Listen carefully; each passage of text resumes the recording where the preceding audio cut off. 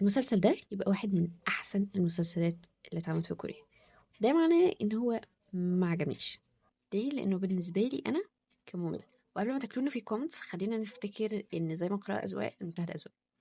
المهم تعالى أقول لك هو كان بالنسبة لي ممل ليه. أولا البداية، بس في حاجة عايزة أوضحها لك عزيزي الكاتب قبل ما نتكلم. أنا قصدي إيه بكلمة البداية؟ البداية هنا قصدي بيها إن الحلقة الأولانية معظمها كان بيتكلم فيها عن الحياة العادية بتاعت الشخصية دي عاملة إزاي.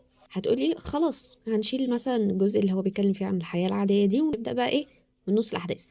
هقولك لأ، مين قالك إن ده غلط؟ سنايدر بليك أشهر كاتب سيناريو في العالم كان حاطط 15 خطوة كده اللي هو تمشي عليها شبه جايد لاين وأنت بتعمل سيناريو.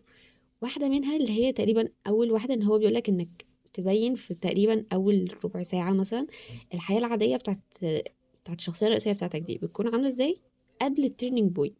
يعني مثلا قبل ظهور الوحوش، قبل ما حياته تنقلب رأسا على عقب وهكذا.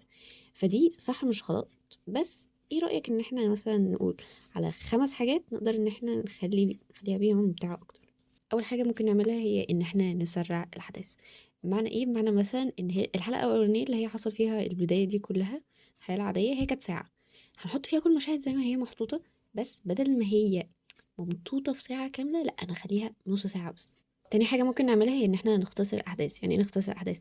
يعني بدل مثلا ما أنا هحط ال10 موقف المفروض بيحصلوا في الساعة دي، لأ أنا هخليهم 5 بس، وأي حاجة أنا شايفة إن هي ممكن تكون مملة شوية أو ملهاش لازمة مش هتزود قوي على اللي اوريدي اتقال قبل كده أشيله خالص. تالت حاجة نزود البلوت تويست. كل شوية نخلي في حاجة غير متوقعة تحصل بحيث ان هو القارئ او المشاهد دايما تبقى عينه على الحاجة وان هو يكون متحمس ان هو يعرف طب المشكلة دي هتتحل ازاي، طب اللي هيحصل بعد كده هيكون ايه، وهكذا. رابع حاجة وهي ان احنا نحط شادوز. قصدي ايه بشادوز؟ قصدي ان احنا بندي زي هنت كده للقارئ ان احنا بنقول له مثلا ان هو في كذا احتمال يحصل في المستقبل، في كذا ممكن هيحصل، في كذا هيحصل، وهكذا. فهو يبقى دايما عايز يعرف طب قصة الحب دي هتنتهي على ايه، طب الخاتم الملعون ده هيلاقوه ولا لا. خامس حاجة بقى هي ان احنا نحط كليف هانجر. قصدي ايه بكليف هانجر؟ ان هو تبقى اخر حتة في الفصل بتاعي تخلي القارئ يعني حرفيا يدخل على الحلقة اللي وراها على طول، او المشاهد يدخل على طول على الحلقة اللي وراها.